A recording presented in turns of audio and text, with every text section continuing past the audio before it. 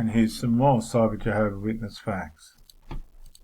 I keep seeing ex-Mormon videos, and I also grew up in a cult, so here's some things about Jehovah's Witnesses that maybe you don't know. We were not allowed to associate with any non-Jehovah's Witnesses. Every time I made a friend at school, it eventually got weird because at some point they always wanted to hang out with me after school, but my family was never going to let me go. So that's pretty much when every friendship would die, since I wasn't allowed to associate with worldly kids. We also spent about 10 hours studying every week. 10 hours studying the Bible every single week. And those 10 hours were in preparation for 3 meetings that we went to all week. A 1 hour. And you know what the sad part about that is, viewers? Imagine studying the Bible for 10 hours a week and most of it's lies. Meeting, a 2.5 hour meeting, and a 2 hour meeting. But the thing is, we weren't just reading directly from the Bible. We were also using books that were provided to us that basically told us how to interpret the Bible. So you couldn't essentially have any personal thoughts about what you read in the Bible. You were told what the thoughts you were supposed to have were, and you were going to regurgitate those at the meetings when you raise your hand to answer a question. There's actually so much tea. I'm going to keep making these. I don't care if nobody watches. Have the Jehovah Witnesses gone officially mad?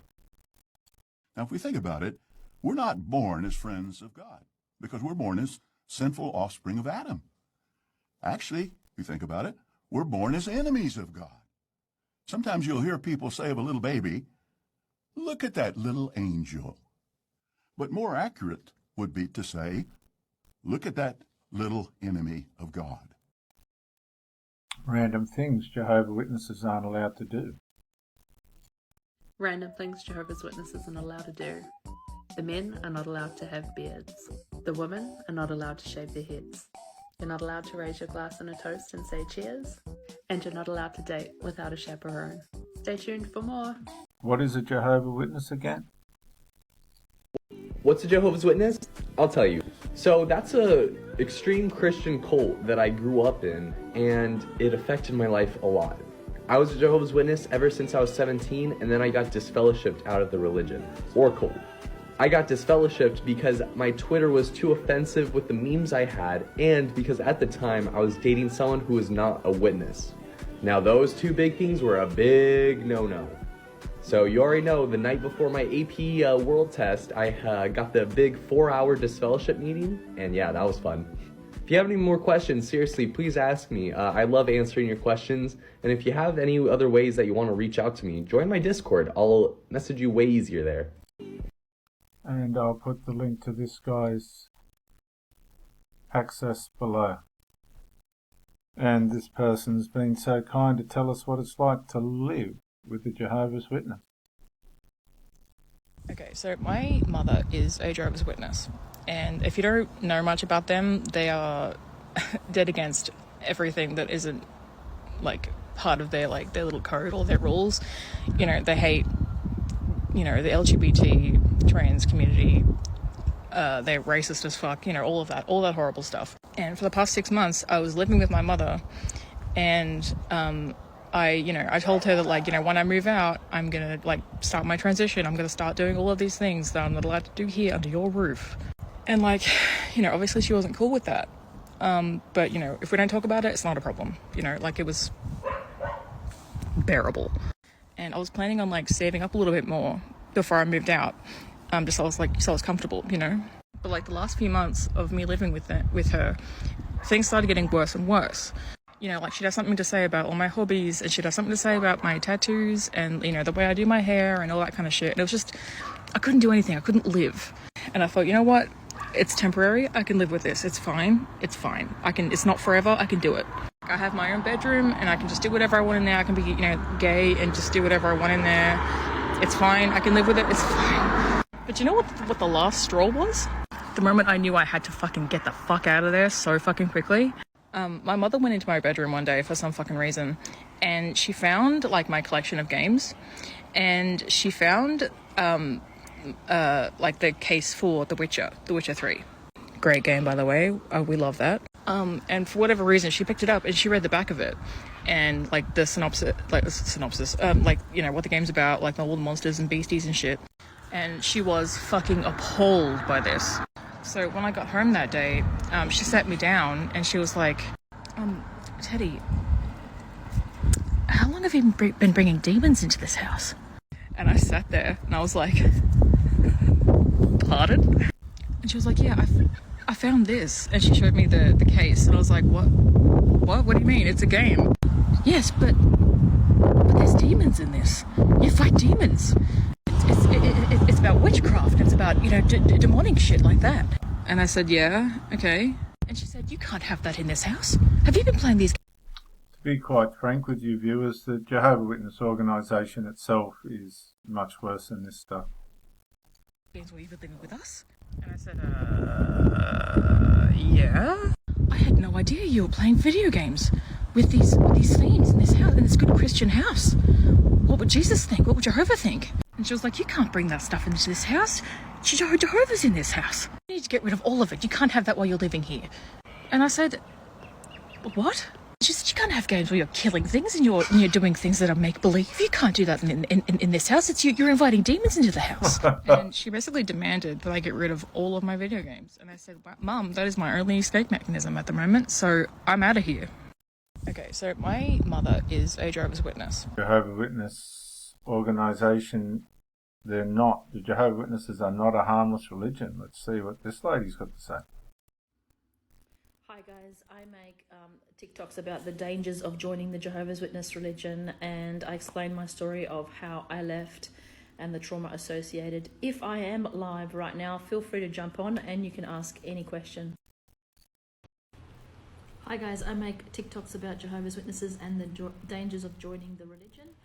These are the three main things that impacted me as a child. Number one is the way I was brought up. It was very isolated and disconnected from the rest of the world, and so I had a lot of trouble reintegrating once I decided to leave. The second major issue for me was my inability to access information outside of the organisation, and that had major impacts on my worldview and the ability for me to become educated. And the third and final most impactful thing for me was my loss of access to family and how difficult it was to leave the religion. There are many other issues that have impacted me as a result of this religion, and so I strongly discourage people from joining it. But feel free to ask me anything about it, and I will try and be as open as possible. And we'll close with this one, viewers. 3 minutes. Let's see what happens. Oh, really? Let's share some content then. I'm going to recall a story to you. My grandmother was a Jehovah Witness for 67 years when she died. I was raised in her home, and so I was raised a Jehovah Witness. I also happened to be somewhat smart for my age, and when I turned 14, I was placed into honors classes in school. I was expected to take the SAT. Immediately, the elders started coming down on my grandmother hard enough that my grandfather had to go to the Kingdom Hall and cuss them out, tell them to back up off his wife. If his granddaughter was smart enough to get into college, she was going to go. Okay. 2 years go past. Now, this whole 2 years, my grandmother is on private reproof, meaning the elders are all up in her ear after every meeting, and there's 3 meetings a week. They're in her ear. You need to do something about your granddaughter. She won't get baptized. I didn't get baptized because you couldn't answer a simple question. If only 144,000 are getting into heaven, why are we recruiting? I'm not dumb, but I digress. When I turned 16, I was invited to take the SATs, and I did very well. Now, I hid this information from my grandmother because I knew there was going to be fallout. And there was. When the letter came in the mail, my grandmother opened it. She tried to keep it quiet, but since I got one of the highest scores in my grade, it became pretty much public knowledge around the school, i.e., it got back to the Kingdom Hall. They then put my pioneering grandmother on public reproof. At that point, she had been a witness for over 40 years. Publicly shamed my grandmother because 1, I would not get baptized, and 2, I had every intention on going to college. It caused a huge rift between me and my grandmother, who to this day I adore. It's very odd, isn't it? It does vary between congregations, but ultimately they want you stuck within their system, and that's it. I I eventually did go to college, and I'm now an organizational psychologist. And here's what I've got to say about Jehovah's Witnesses. If they're being taken down, I'm all for it. If anybody needs any testimony, call me. They ruined my family, and not my immediate family, my mom's immediate family, my aunts, my uncles, my grandmother. Yeah. None of them are Jehovah's Witnesses now, and yet they are all saved. Amen. You can respond back. I'm standing by my story. Come for me in the comments if you dare.